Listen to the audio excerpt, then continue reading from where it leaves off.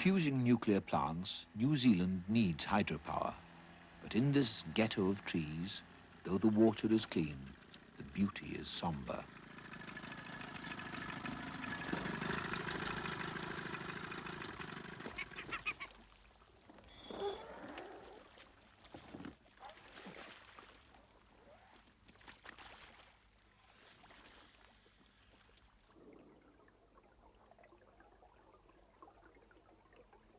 The Maori, the original Polynesian settlers of New Zealand, believed every tree had a soul. Truly a city of lost souls. The lake bottom supports a few lone inhabitants.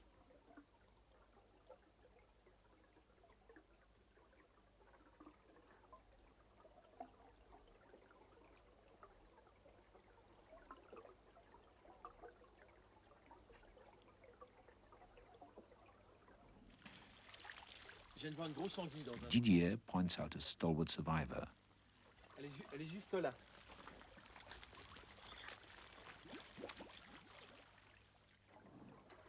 The eel seems itself a hosey branch, governor of the fallen trees.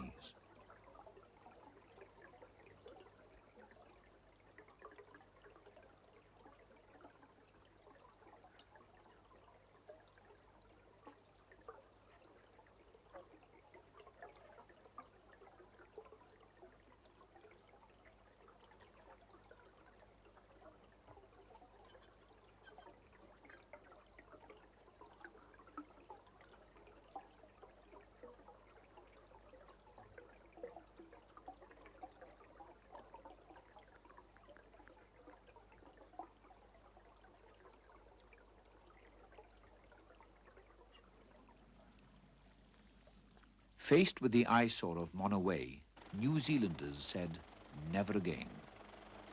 Les Hutchins and others forced a compromise at Lake Manapuri to keep the shoreline intact. It really awakened New Zealand's ideals on conservation. They protested, and it resulted in a change of government at a particular election in 1972. But pressures to earn from the land persist. A bend for every day of the year, it is said of Skipper's Road, and then no road at all.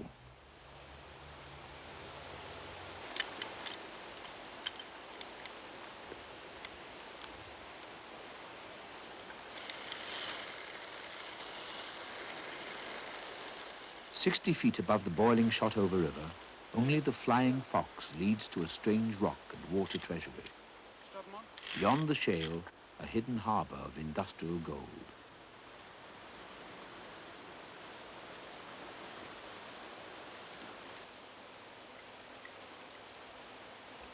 Tearing at the bottom, the great arm Rains River, shaking and sifting the gravel. 40 seconds a bucket yields about 1,200 ounces a month, the remaining bounty of what was once boldly called the richest river in the world.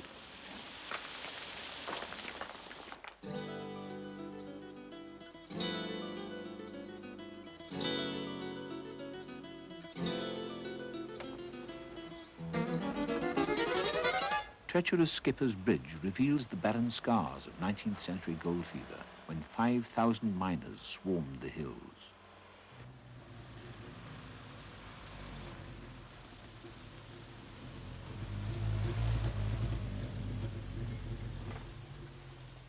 Through woods full of recall, the team finds Stuart Ross, unimpressed by machines, addicted to the canyon.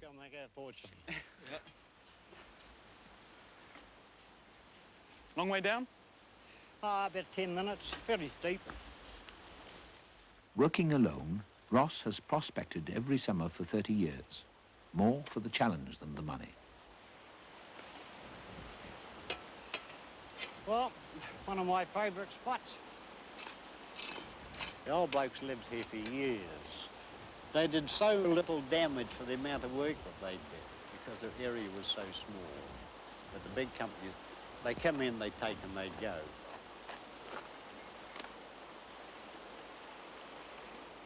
A miner's miner. He can read just which river rise may be carrying luck. First thing you got to wash the mud off.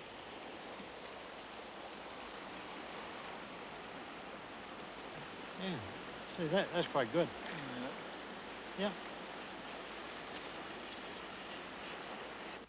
A glint of gold marks another uncommon find, the yellow-eyed penguin, the rarest penguin in the world.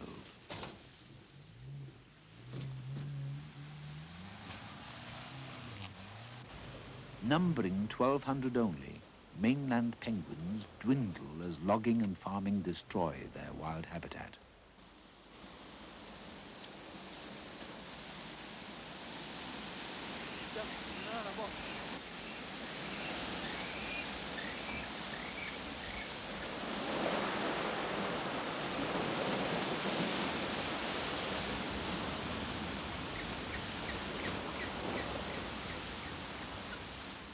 Found only in New Zealand, the birds need bushy sheltered shoreline in which to nest.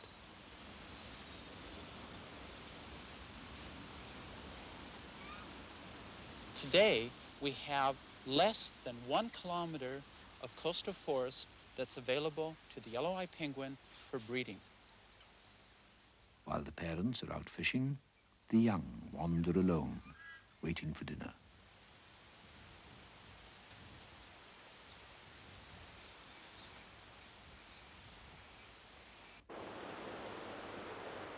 Angered by coastal ruin, Fergus Sutherland and others bought land exclusively for penguin breeding. When I was a boy, I used to come to this district and it was covered in bush. You know, I loved it. And it was always part of my life. I wasn't a conservationist of any sort of then. And I always felt it was there. And I went overseas and I came back. I remember the first time I came down into this area. I came down just to an area close to here. And I drove down and I came over the hill and the bush was just gone. It was smoking. There was smoke coming up out of logs and things. I just couldn't believe it. In fact, I just wept. I just couldn't believe that people were doing this to the area that they loved. I knew they loved it and I loved it. And from there on, I started doing something about it. So did Ranger Gernot Ulig. The logging and the harvesting. What is the real difference between them? It is important that you are able to take the volume that you want to take, to harvest it, without destroying the smaller one. Well, harvesting is the best way from the forest point of view, but it's not the cheapest way. And so in the past, where the dollar was quite important, and so if you cut a big area, it's much cheaper. Because yesterday, for example, I was in the forest near Westport, virgin forest. I was admiring a beautiful straight tree, very tall, a red pine of some sort, the local essence. And I asked the biologist who was there, how old is the tree? I said, about 700 years.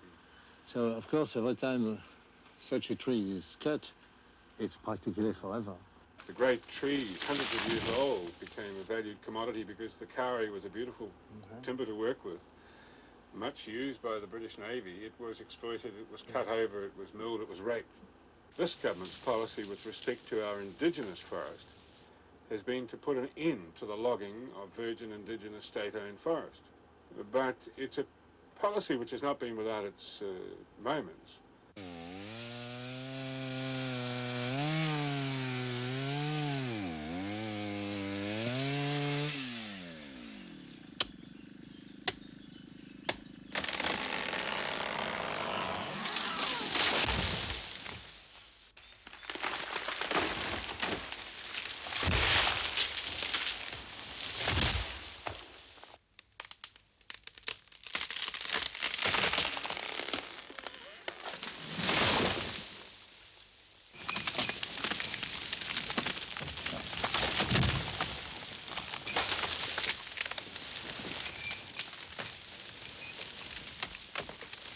In the groan of the forest, New Zealand balances its fragile economy and its instinct to be ethical with nature.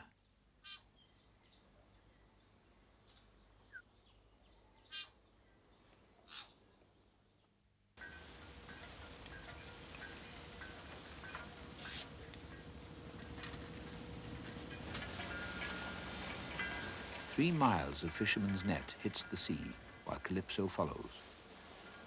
In a way, the divers seek an apparition, a deep-water phantom few have ever seen. A Medusa has already been inadvertently snared in the cold South Island waters.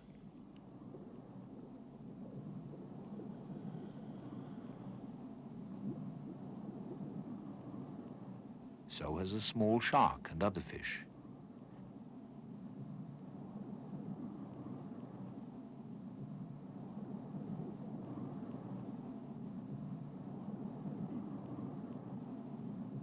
A shellfish pyramid mounts, each scavenger a climbing platform for the next.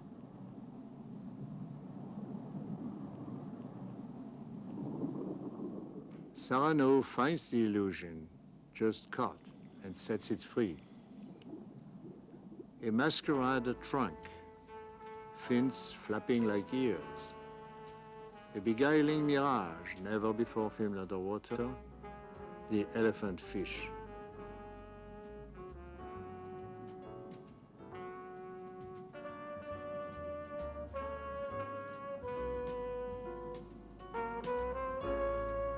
For mating, the male's frontal brace and twin sexual organs clasp the female.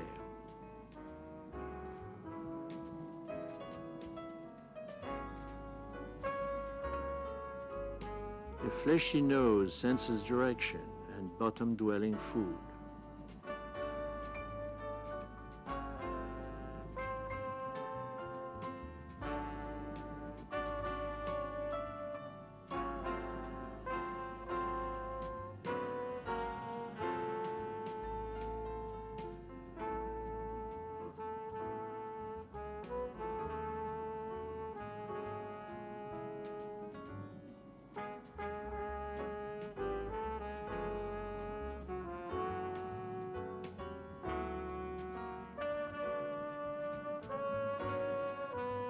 Dwelling usually as deep as 600 feet, the creatures come to the shallows only to mate.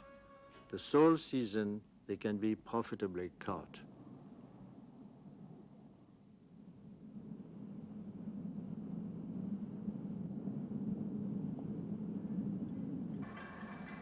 The head is removed to avoid shocking the consumer, who merely wants his snack.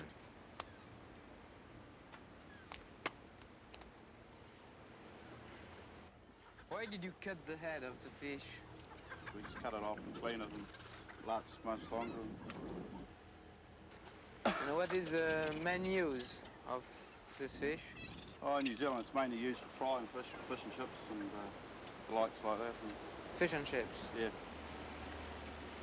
Fishing at mating season could threaten this already rare species.